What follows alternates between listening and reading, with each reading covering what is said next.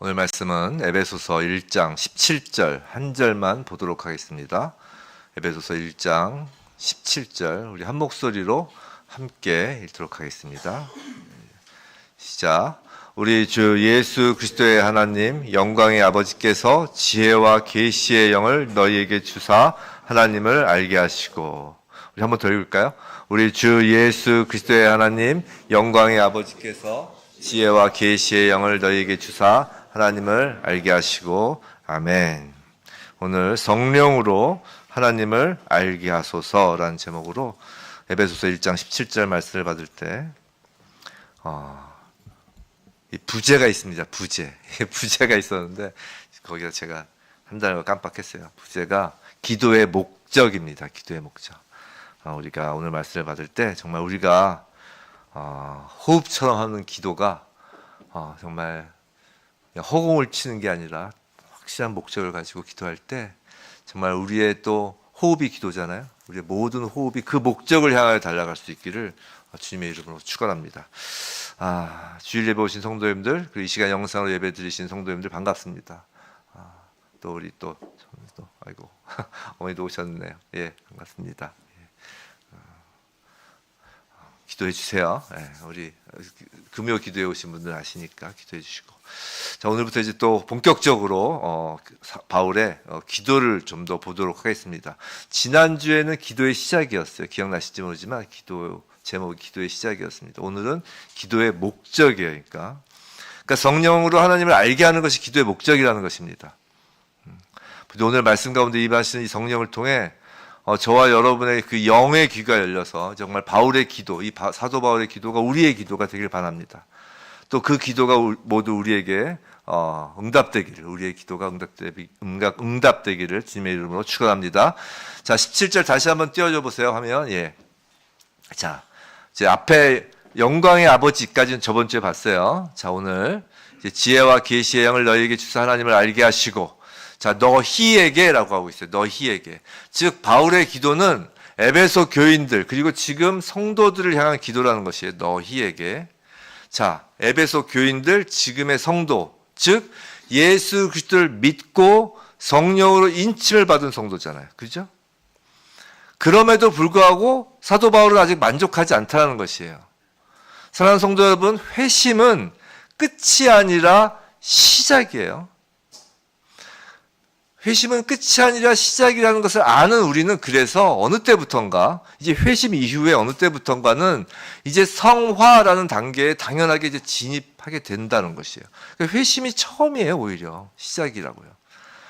우리 성화의 단계에 진입하면서 우리는 더욱 우리가 거룩하게 해달라고 기도하고, 또 거룩을 행할 수 있게 해달라고, 거룩하게 되어지고 거룩을 행할 수 있게 해달라고 기도합니다. 물론 이것이 잘못됐다는 것이 아니에요. 그런데 사도 바울은 그런 식으로 기도의 천문을 열지 않고 있다는 것이에요. 바울은 하나님께서 지혜와 계시의 영을 주사 하나님을 알게 하여 달라고 기도를 시작한다는 것이에요. 성도 여러분, 바울의 이 기도는 우리 신앙에 있어 여러 문제점, 우리 신앙에 있어 여러 문제점이 있겠지만 그 중에 정말 핵심적인 문제를 들여다보게 하는 그 대목이에요. 자, 우리의 핵심적인 문제는 뭐냐면 우리의 신앙 가운데 우리의 생각이 너무 사람 중심적이고 너무 나 자신의 주관적 신앙에만 머무르고 있다는 것이에요. 우리는 사람에게서 시작하고 사람의 필요에 따라 모든 문제를 생각합니다. 예를 들면 사람은 죄 용서함을 받을 필요가 있습니다.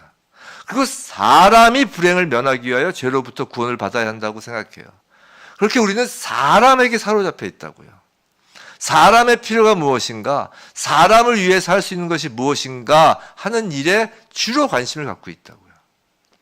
그러나 사도 바울의 접근 방식은 전적으로 다른 것이에요. 성도 여러분, 구원은 사람 중심적인 것이 아니에요. 언제나 하나님 중심적이어야 하는 것입니다. 예를 들면 이런 거예요. 물에 빠진 사람을 자기 목숨을 걸고 누군가 다 구했다고 쳐봐요. 그럼 뉴스에서 영웅으로 칭송받고 스포트라이트를 받는 사람이 물에 빠진 사람인가요? 아니면 그 사람을 구한 사람인가요? 어렵지 않죠? 당연히 구한 사람이 스포트라이트를 받고 중심이 되는 것이에요. 구원의 주인공은 사람이 아니라 하나님이라고요.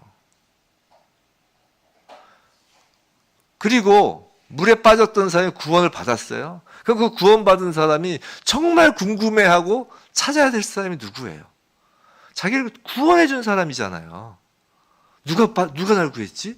그걸 찾을 거 아니에요. 항상 구원하신 분이 중심입니다. 그래서 사도 바울은 구원받은 성도들의 행복이나 기쁨 같은 것이 아니라 구원자이신 하나님을 아는 것에 먼저 최우선적으로 관심을 기울이고 있는 것이라고요. 성도는 우리가 구원받은 자라면 그건 너무나 당연한 것이에요. 우리가 물에 빠져서 건짐을 받았는데 거기서 건짐받고 바로 그 우리를 그 물에서 건져준 사람 앞에서 보따리 내놓으라고 할 수는 없잖아요. 그렇죠? 우리 속담에 그런 게 있잖아요. 물에 빠진 사람 구해놨더니만 보따리 내놓으라고 한다는데 그럼 안 된다는 속담 아니에요. 누가 나를 구했는지 그 구한 사람에게 초점이 맞춰지는 것이죠. 물론 에베소서 이제 뒤로 가면 이제 사도 바울은 성화에 대하여 많은 말을 합니다. 행복과 기쁨에 관한 말도 해요. 할 말이 많죠. 그러나 그것부터 말하지 않는다는 것이에요. 사도 바울은 기도의 목적이 무엇인지 정확히 알고, 즉 목적, 방향성이 어딘지를 정확히 알고 그것부터 기도를 시작하는 것이에요. 그 기도의 목적, 기도의 방향성은 하나님을 아는 것이다 라는 것이죠. 하나님을 아는 것이란 것이 지금 도대체 어떤 것인가? 그래서 알다로 번역된 헬라어는 이제 에피기노스코라는 건데, 이제 알다라는 의미가 있는 기노스코에 그걸 강조하는 접두어를 붙였어요. 에피라는. 그래서 에피기노스코라는 것이에요. 즉 그냥 아는 게 아니라, 그냥 아는 지식이 아니라 예리하고 정확한 지식. 그냥 어설프게 아는 지식이 아니라 확실한 지식. 그리고 체험적인 지식, 경험으로 아는 심오한 지식을 말하는 거예요. 우린 지식이라고 하면, 우리나라 말로 지식하면 보통 이론적으로만 아는 것, 좀 지적으로만 아는 것이 보통 생각이 듭니다. 물론 그것도 중요해요. 뭐 보세요. 하나님은 자연을 통하여 하나님을 알도록 계시하셨죠. 또 역사 속에서도 하나님을 계시하셨어요. 알려주셨어요. 십계명과 율법을 통해서 하나님을 아는 지식을 이렇게 계시하신다고요. 보여주신다고요. 하나님의 영원함, 그래서 우리가 알게 되는 게 있죠. 하나님의 영원함, 하나님의 무소부지하심, 하나님의 전능하심 등에 대하여 우리는 관념적으로도 교리적으로도 알게 된다는 것이에요.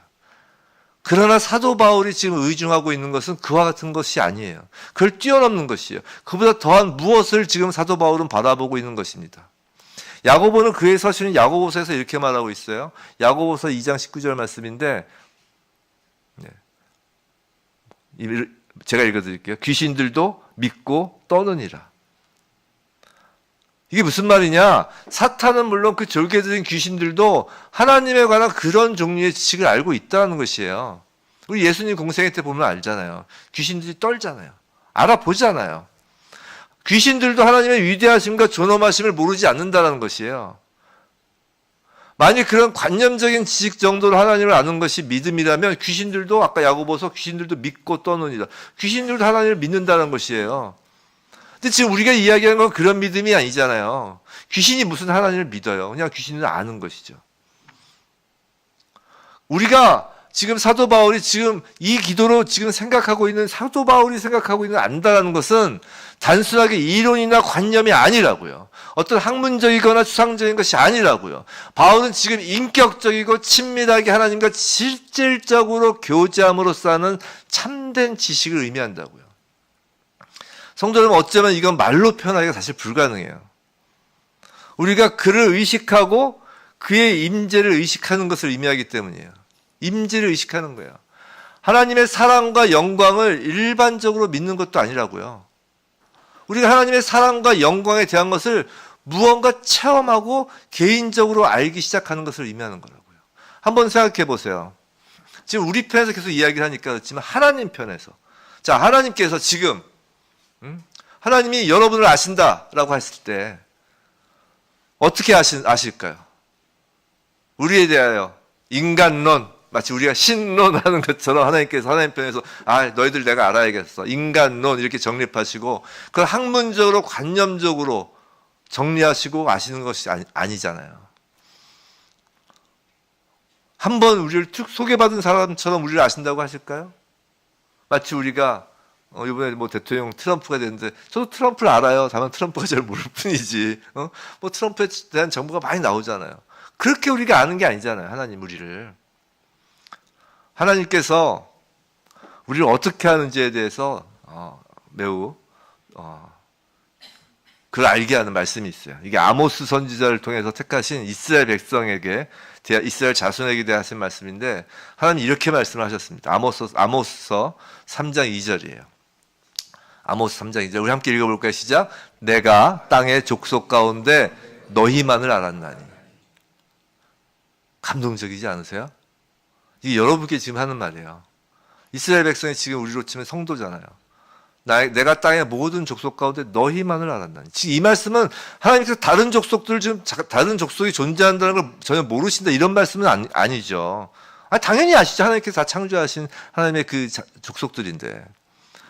근데 여기서 너희만을 아신다. 이스라엘을 아신다는 것은 이제 특별한 의미라는 것이에요. 하나님께서 여러분을 아신다는 건 매우 특별한 것이라고요. 특별한 관심을 가신다는 거예요. 너희만 안다고 할 정도로 특별한 관심을 가지고 계시는 거라고요. 하나님은 우리를 직접적으로 아시는 거예요. 아주 특별하게 아신다고요. 그리고 현재 알고 계신 거예요. 그리고 사도 바울은 그렇다면 우리 성도들도 하나님을 그렇게 직접적이고 특별하게 지금 현재 날마다 알게 되기를 간구한다는 것이에요. 창세기 28장 16절 17절 야곱의 경우를 예를 들게요. 야곱의 경우 보세요. 한번 읽어볼까요? 시작. 야곱이 잠이 깨어 이르되 여호와께서 과연 여기 계시거늘 내가 알지 못하였도다. 이에 두려워하여 이르되 두렵도다 이곳이여 이것은 다름 아닌 하나님의 집이요 이는 하나님의 문이로다 하고 그냥 이렇게 읽으면 사실 감동이 안 와요. 이게 야곱이 잠이 깨어 이르되 여호와께서 과연 여기 계시거늘 내가 알지 못하였도다. 이렇게 읽어야지 성경은 좀 감칠맛이 나는 것입니다. 그 느낌을 가져야 돼요. 여러분은 하나님의 임재 영광에 대하여 무언가를 느끼고 의식한 적이 있으신가요? 자, 이 본문, 자, 야곱이 여호와께서 과연 여기 계시거늘 이라고 말할 때 그 느낌이 무엇인지 알고 계시냔 말이에요. 두렵도다 이것이요. 이건 경외감에 한 말이거든요. 두렵도다 이것이요. 이것은 다름 아닌 하나님의 집이요. 이는 하늘의 문이로다 라고 할 때 야곱이 마음에 느꼈던 것을 아느냔 말이에요. 지금 사도 바울은 우리 모두에게 그것을 알기를 바라고 기도하는 것이라고요. 그럼 이런 하나님을 아는 지식을 가진 줄을 우리가 어떻게 할 수 있을까요? 물론 개인의 신앙 간증들도 유용하죠. 하지만 그 예는 성경에서 찾는 것이 더 안전할 것입니다. 지금 방금 야곱을 봤지만 이제 욥기에서 욥을 볼게요. 욥은 이렇게 말하였어요. 욥기 23장 3절. 우리 한번 읽어볼까요? 시작. 내가 어찌하면 하나님을 발견하고 그의 처소에 나아가랴. 자, 이 말씀은 이런 말이에요. 욥이 어찌하면 내가 하나님 발견할 곳을 알겠는가? 라고 하는 것이에요. 지금 이 말을 한다고 해서 욥이 하나님을 이론적으로 아는 그 지식이 없다는 얘기가 아니에요. 하나님의 속성과 하나님의 역사에 관하여 아는 것을 지금 욥이 더 그것을 알아가는 것에 대하여 중단했단 말도 아니라고요. 하지만 욥이 간절히 구하고 있는 지식은 그러한 것이 아니에요. 그는 분명히 과거 하나님과의 교제와 교통을 체험했단 말이에요. 그런데 세월이 지나고 특별히 극심한 고난 가운데 현재 그것을 상실하였다고요. 욥기의 욥의 그 상황을 알잖아요. 그래서 욥이 구하였던 것은 하나님을 아는 지식이라는 것은 하나님의 인격 자체를 구하는 것이에요. 하나님과의 직접적인 접촉을 구하는 것이라고요. 하나님과 지금 특별한 만남을 하고 싶은 거예요. 지금 말이에요. 현재. 그래서 욥기 후반부에서 이제 하나님께서 이제 욥에게 나타나시죠. 그리고 그렇게 명백하게 욥한테 나타났을 때 욥은 이렇게 말한다고. 욥기 42장 5절. 내가 주께 대하여 귀로 듣기만 하였사오니 이제는 눈으로 주를 배웁나이다. 과거에는 하나님에 대해 그냥 귀로 듣기만 하였는데 그냥 이성적으로 지적으로만 알고 있었는데 들어서 아는 것에 그쳤지만 이제는 하나님을 본다라는 것이에요. 즉 만나서 안다는 것입니다. 과거에 관념적이고 추상적으로 하나님을 알고 있었을 때는 욥은 자신의 상황에 관해 많은 말을 하고 막 불평하고 이를 하나님께 따지기를 멈추지 않았었어요. 그런데 하나님을 만나니 욥의 말에선 이런 말이 나오는 거예요. 욥기 40장 4절, 욥기 42장 6절, 40장 4절. 우리 함께 읽어볼까요? 시작. 보소서 나는 피쳐나오니 무엇이라 주께 대답하리이까. 손으로 내 입을 가릴 뿐이로소이다. 또 42장 6절. 그러므로 내가 스스로 거두어드리고 티끌과 제 가운데에서 회개하나이다. 자, 욥이 하나님의 임재를 의식하였을 때 자기 손으로 입을 가리고 먼지 가운데서 지금 회개를 하는 것이에요. 성도 여러분, 과연 욥과 같이 하나님을 만난 적이 있냐는 것이에요. 그럼 또 모세를 볼까요? 이제 야곱, 욥 했으니까 이제 또 요 모세 한번 봅시다. 자, 하나님께서는 모세에게 이스라엘 백성들을 가나안 땅으로 인도하라는 임무를 주셨어요. 그래서 이제 이스라엘 백성들이 이제 애굽에서 막 나옵니다. 근데 모세는 자신의 부족함을 알고 있어요. 그래서 이렇게 이야기합니다. 출애굽기 33장에서 모세가 여호와께 아뢰되 뭐라고요? 주께서 친히 가지 아니하시려거든 우리를 이곳에서 올려 보내지 마옵소서. 주님께서 같이 가지 않고서는 우리는 못 가겠습니다. 이렇게 했다고요. 그러니까 하나님께서 그렇게 하시겠다고 약속하세요. 같이 가시겠다고. 근데 놀랍게도 하나님께서 같이 가시겠다고 약속하였음에도 불구하고 모세는 그 다음 것을 또 구합니다. 출애굽기 33장 18절. 우리 한번 읽어볼까요? 시작. 모세가 이르되 원하건대 주의 영광을 내게 보이소서. 지금 이스라엘 백성과 같이 가달라고 지금 모세가 구했고 하나님 백성이 거기서 오케이 했어요. 근데 지금 모세가 그 다음에 원하는 건 뭐냐면 주의 영광이 뭐라고 했어요? 임재, 드러나심이잖아요. 이스라엘 백성과 함께 가달라고 했던 모세가 이제 내게 보이라는 거예요. 내게. 우리는 그러한 바람을 가진 적이 있냐는 것이에요. 내게 보이소서. 성도 여러분, 시편의 기자가 사슴이 시냇물에서 찾기를 갈급함이 내 영혼이 주를 찾기에 갈급하나이다 라고 노래하잖아요. 그와 같은 갈급함을 가진 적이 있는가 말이에요. 하나님께서 주의 영광, 주의 임재를 보이지 않으시면 단 한순간도 살 수 없고 한 걸음도 내딛지 않겠다는 간절함을 아랜 적이 있냐는 것이에요. 지금 상황이 편하냐? 지금 상황이 힘드냐? 그것이 문제가 아니라 하나님께서 나와 지금 나에게 주의 영광을 보이지 않으시고는 주님의 임재가 아니시고는 견딜 수 없다는 것을 경험해 보신 적이 있냐는 거예요. 지금 바울의 기도를 받으시기 바랍니다. 지금 사도 바울이 이 성경 말씀을 통하여 성령님을 통하여 하나님이 원하시는 기도를 사도 바울이 하는 거죠. 이 사도 바울의 기도를 받으시기 바랍니다. 지금 사도 바울은 교회의 성도들이 즉 여러분이 욥처럼 야곱처럼 모세처럼 목마른 사슴처럼 하나님 만나기를 갈급해하기를 기도하는 것입니다. 갈급해하시기 바랍니다. 생각해 보세요, 성도 여러분. 구원이 뭐예요? 구원은 끊어진 하나님과의 관계가 그 만남이 다시 이어진 사건이에요. 이렇게 하나님과 이어진 거예요. 자, 이어졌다는 게 뭐예요? 이제 만났다는 것이요. 그래서 구원은 궁극적으로 하나님을 만나게 된 사건이고 하나님을 아는 것이라고요. 우리가 구원받았다 하면 죽어서 이제 천국 가는 거 물론 그 중요하죠. 영원한 생명을 누리는 것, 영생을 하나님과 누리는 것 중요하고 가장 중요한 것이지만 이 땅에서의 구원이 무슨 의미예요? 하나님과 연결됐다면서요. 하나님을 만나고 하나님을 아는 것이죠. 하나님께서 이제 아버지와 아들의 거처를 우리 안에 삼으시겠다고 하잖아요. 그래서 너희가 성전이라고 하잖아요. 그렇게 우리를 구원하시고 우리 안에 거하시며 우리를 또 아들, 딸이라고 하시는 그 하나님을 아는 것, 우리를 아들, 딸이라고 하시잖아요. 말씀하시잖아요.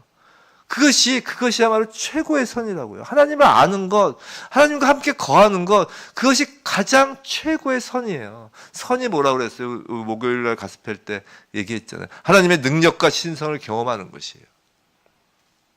가장 높은 정상입니다. 이 땅에서. 하나님을 아는 것은 그보다 더 큰 축복이 없어요. 그것은 특권입니다. 근데 우리가 명심해야 될 것은 하나님을 그 안다라는 것은 모든 그리스도인들에게 열려 있어요. 모든 그리스도인에게. 이게 좋아요. 이게 중요해요. 꼭 세상을 버리고 속세와 이별하고 수도원에 들어가서 오직 기도하는 일에만 전념하는 사람에게만 하나님을 아는 지식을 주시는 게 아니라고요. 자기 몸을 쳐서 복종시키며 수도하는 사람에게만 열려있는 것도 아니라고요. 사업에 종사하고 일상적인 업무를 하시고 그렇게 살아가는 보통의 그리스도인들 모두에게 열려있는 지식이라는 것이에요. 지금 사도 바울은 목사나 장로들을 위해서만 이 기도를 드리는 게 아니라고요. 모든 교회 성도를 위해 기도하는 것입니다. 사랑하는 성도 여러분, 여러분은 하나님을 아십니까? 지금 하나님에 관한 것을 믿는가 하고 지금 묻고 있잖아요. 아시냐고 물어보는 거예요. 여러분이 하나님을 만나 보았느냐 하는 것이에요. 여러분은 그의 성전임을 느낀 적이 있습니까요? 그 하나님이 여러분에게 말씀하시고 또한 그 여러분이 바로 그 하나님께 정말 말씀을 아는 적이 있나요? 말 교제는 서로 대화하는 거잖아요. 대화하신 적이 있냐는 것이에요. 예수 그리스도께서 그것을 가능케 하시기 위하여 죽으셨잖아요. 예수 그리스도께서 우리를 하나님께 인도하시려고 죽으셨잖아요. 예수 그리스도께서 바로 우리로 하여금 하나님을 아는 지식을 갖게 하려고 죽으신 거라고요.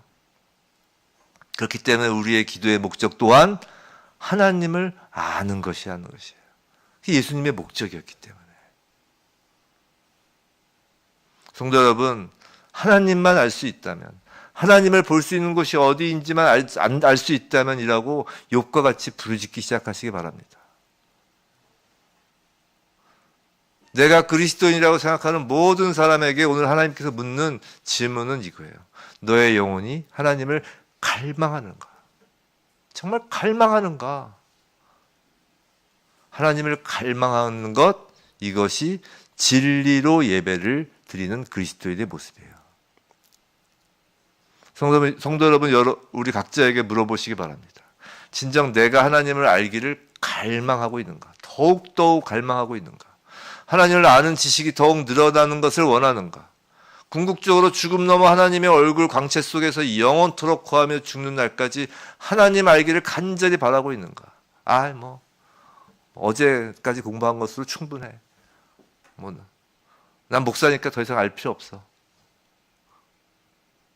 그런 게 아니란 말이에요.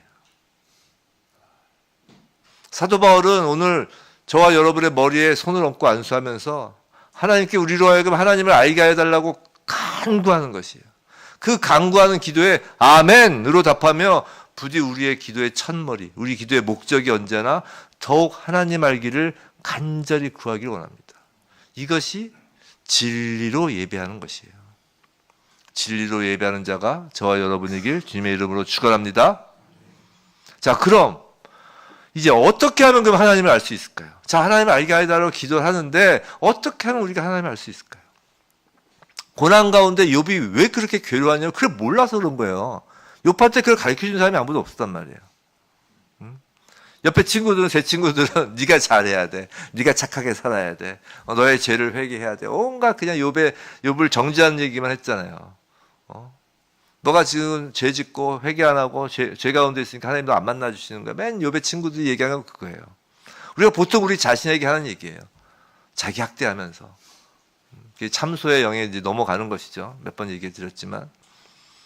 근데 오늘 그 질문, 어떻게 하면 하나님을 알 수 있을까? 욥이 그토록 알고 싶었던 그 질문에 대한 답을 오늘 본문 17절에서 알려주시는 거예요. 17절 뭐라고요? 지혜와 계시의 영이에요.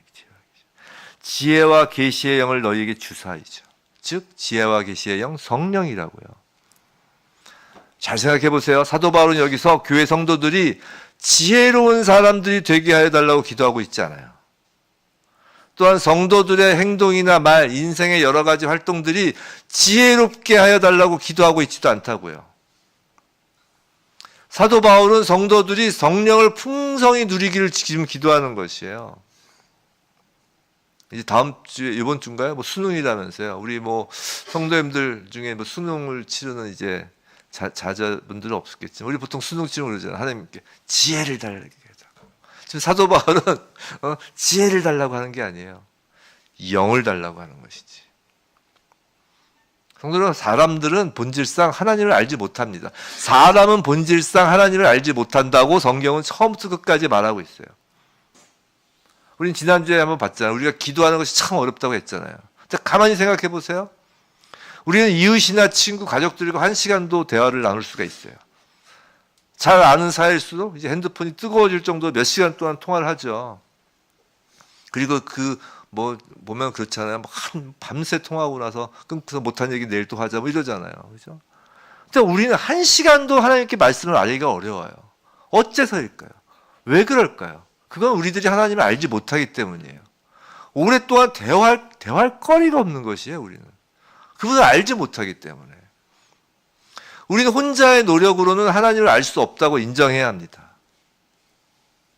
하나님의 사람들이 지혜를 짜내고 모든 수단을 동원해도 하나님을 발견할 수 없어요. 우리 힘으로는 안 되는 것이에요.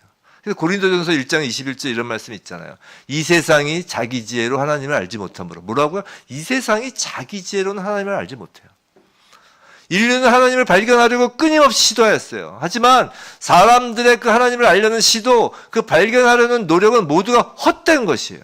아무리 위대하고 존경받는 철학가, 사상가라고 하여도 성령으로 우리 성도들이 갖게 되는 하나님을 아는 지식에 비하면 그들의 지식은 어린아이보다도 못한 거예요. 아주 무능한 거라고요. 성도 여러분, 하나님을 아는 지식과 하나님의 일들에 관해서는 인간의 능력의 크고 작음은 전혀 의미가 없어요. 우리의 생각하는 능력, 학벌, 이해력, 지력 전혀 상관없습니다. 아담 이래로 사람은 죄의 결과로 육신에 속한 사람이 되어버렸어요. 육신에 속하였다는 것은 본질적으로 더 이상 영적이지 않다는 것이에요. 고린도전서 2장 14절 이런 말씀이 있어요. 육에 속한 사람은 하나님의 성령의 일들을 받지 아니하나니 이는 그것들이 그에게는 어리석게 보이며 또 그는 그것들을 알 수도 없나니 그러한 일은 영적으로 분별되기 때문이라. 영적인 일들이라는 거예요. 성령을 떠나서는 사람이 하나님을 아는 지식에 도저히 이를 수가 없습니다. 우리를 인도하여 하나님을 아는 지식을 갖게 하는 것은 성령께 속해 있는 성령의 고유한 역할이에요.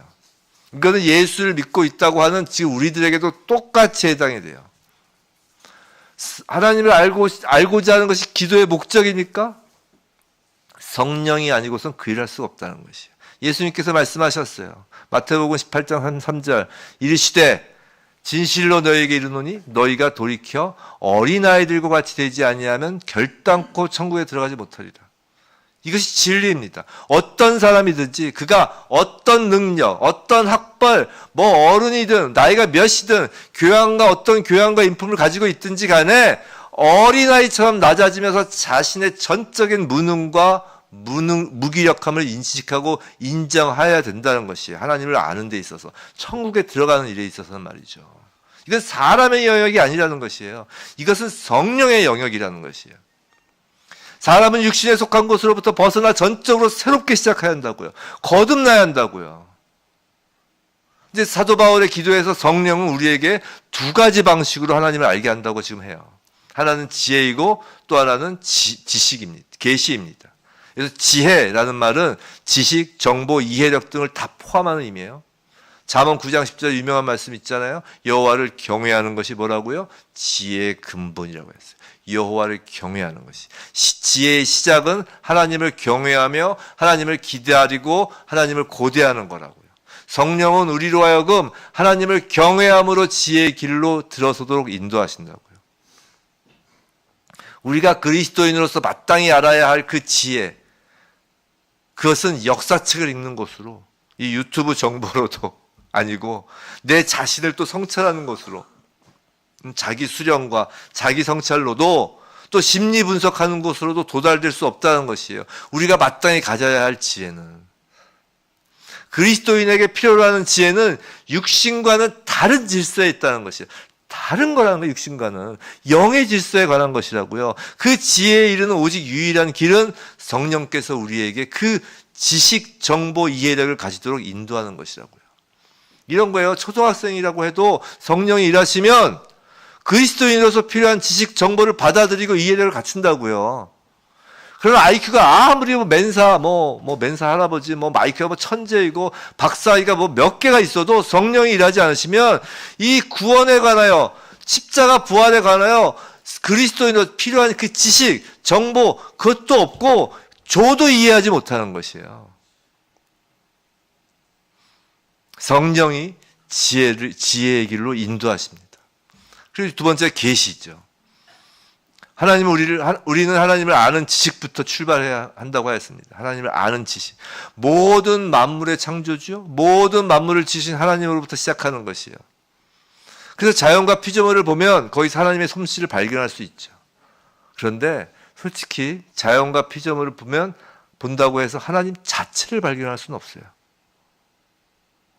만약에 자연과 피조물을 보고 거기서 신을 발견한다고 그러면 그건 범신론이에요. 그래서 일본에 가면 뭐 갖다 놓고 신이라고 하고, 이거 갖다 놓고 신이라고 하고 그런 거 아니에요. 저희 하루방 갖다 놓고 신이라고 그러고. 거기서 하나님 자체를 발견할 수는 없는 것이에요. 하나님의 솜씨를 발견하는 것 뿐이죠. 이건 욥의 탄식과 마찬가지예요. 내가 어찌하면 하나님을 발견할 수 있을까? 그 문제입니다. 우리는 그래서 역사와 전통을 살펴보기도 하죠. 자연 섭리를 바라보기도 합니다. 주상들이 하던 대로 정한수 떠놓고 비나이다 하면서 하나님을 보려고 하는 것이에요. 역사와 전통으로. 자연 섭리를 보기도 하고, 그것도 안 되면 내 자신을 들여다봅니다. 인간이 신이다. 그래서 인간을 보면 신을 본다. 그런 얘기 하죠. 아침에 9시 한영호 목사님 설교 말씀처럼 사람은 신이 될 수가 없어요. 자기 자신을 아무리 바라보세요. 부패한 육신만 보일 뿐이지. 그러나 우리에겐 방법이 있어요. 하나님께서 스스로 우리에게 당신에 대하여 말하는 방법을 주신 거예요. 이것이 계시예요. 하나님은 하나님이 드러내시지 않고선 드러날 수가 없어요. 이 계시를 우리에게 주시는 것이 성령의 기능이에요. 먼저는 선지자들과 사도들에게 그것을 주셨습니다. 그래서 그들이 하나님을 알고 기록한 것은 성령이 주신 거예요. 이 성경은 성령이 그들에게, 선지자들과 사도들에게 준 것을 기록한 거라고요. 모든 성경은 하나님의 감동으로 된 것이라는 그 디모데후서 말씀처럼 성경은 하나님이 무엇인가를 추구하고 찾아낸 것의 결과가 아니에요. 이건 연구 결과가 아니라고요. 이것은 하나님의 계시이며 성령 하나님의 감동하신 결과예요. 근데 거기서 멈추면 안 되죠. 우리가 이 기록된 형태의 그 하나님의 계시를 이해하고 받아들이기 위해서는 또한 우리에게도 성령이 필요해요. 성령이 우리에게도 역사해야 한다는 것이에요. 성도 여러분, 그리스도인으로서 체험하는 여러 가지 감동적인 체험이 있겠지만, 저는 개인적으로 그래요. 제 얘기는 잘 안 하는데, 가장 감동적인 체험은 이렇게 늘 읽던 성경 구절이지만 갑자기 어느 날 이 성경 구절을 읽을 때 무엇인가 확 튀어오른 듯한 느낌을 받은 적이 있어요. 그런 적 있지 않으세요? 우리에게도 성경을 좀 보시면 그런 느낌이 있으실 거예요. 이전에는 그냥 내 생각대로 이해되던 것이 어느 날 갑자기 성령의 조명이 아니시고선 도저히 내 머리로는 생각할 수 없는 그런 감동이 확 밀려올 때가 있다고요. 그 말씀이 매우 놀라운 방식으로 나 자신에게, 내 개인에게 아주 개인적으로 말하고 있는 것 같은 그런 것을 느끼는 경우가 있다고요. 이 성경의 글자가 단순한 활자가 아니라 생명으로 나를 감싸는 것이에요. 능력으로 나를 감싸는 거라고요. 만약에 이 갈보리 십자가가 기록된 성경 부분을 모든 인간적인 기능과 능력으로만 그걸 다 동원해서 연구한다고 칩시다. 그럼 거기서 무엇을 볼 수 있을까요? 인간의 능력으로. 잘해봐야 한 청년의 죽음을 보게 되는 거예요. 순교자의 죽음을 보는 것이죠. 어떤 순결한 영혼, 정말 좋은 사람이 죽었다. 자기의 진리를 처리하기보다는 죽음을 감수하는 길을 택한 어떤 정직한 사람의 죽음을 보게 되겠죠. 인간의 지성과 능력을 아무리 동원하더라도 사람은 십자가에서 그 정도밖에 발견할 수 없는 것이에요. 사람의 지성과 노력으로는 그 십자가에서 놀라운 하나님의 사랑을 볼 수 없다고요. 십자가의 놀랍고 영광스러운 진리는 오직 성령에 의하여 밝혀진 눈으로만 볼 수 있어요. 하나님께서 우리의 죄악을 예수에게 담당시키셨다는 그 말씀을 성령만이 우리로 하여금 이해할 수 있도록 하는 것이라고요. 성도 여러분, 이 성경 말씀을 기록한 사람들을 감동케 하신 그 성령이, 그 선지자와 사도들에게 임하였던 성령이 이 말씀 안에 있는 거예요. 우리가 성경을 읽고 그 안에서 하나님을 아는 지식의 축복을 발견하기 전에 우린 정말 성경이 필요해요. 그것을 위해서는. 그 성령으로만 십자가에 달리신 예수 그리스도가 나의 구원자로 보이는 것이고, 그 성령으로만 예수 그리스도가 바로 하나님이신 것을 알게 되는 것이에요. 이것이 영으로 드리는 예배인 거예요. 사도 바울은 우리 주 예수 그리스도의 하나님 영광의 아버지께 저와 여러분을 위하여 지혜와 계시의 영이신 성령을 구하고 있는 것이죠. 성도 여러분, 성령을 구하십시오. 우리 자꾸 머리로 생각하지 마세요.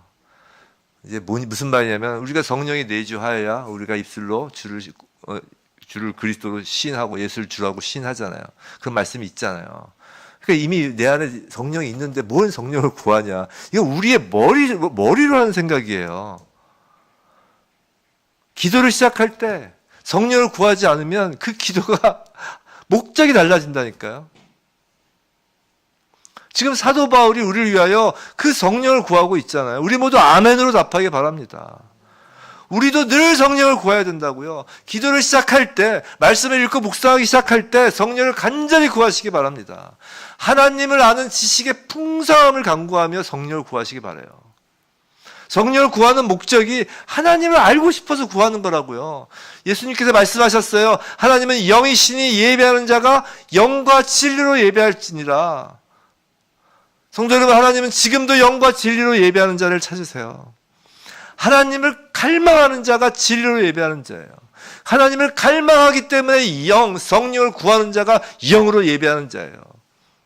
영과 진리로 기도하고 영과 진리로 말씀을 받고 영과 진리로 찬양과 경배를 드리는 자를 찾으신다고요. 우리 기도 가운데 무엇을 구하시나요? 기도의 목적이 무엇이세요? 하나님을 구하시기 바랍니다. 그럼 그 안에 모든 것이 담겨져 있는 것이에요. 오늘 본문 말씀을 다시 한번 우리 귀에 듣기를 원합니다. 우리 주 예수 그리스도의 하나님 영광의 아버지께서 지혜와 계시의 영을 우리 모두에게 주사 하나님을 알게 하시기를 구하노라. 아멘. 부디 저와 여러분 모두 성령으로 하나님 알기를 갈망하는, 참으로 영과 진리로 기도하고 예배드리는 그리스도인이기, 그 하나님 안에서 우리의 모든 바램과 모든 필요가 하나님 안에서 하늘로부터 오는 그 부유함과 풍성함으로 채워지길 주님의 이름으로 축원합니다.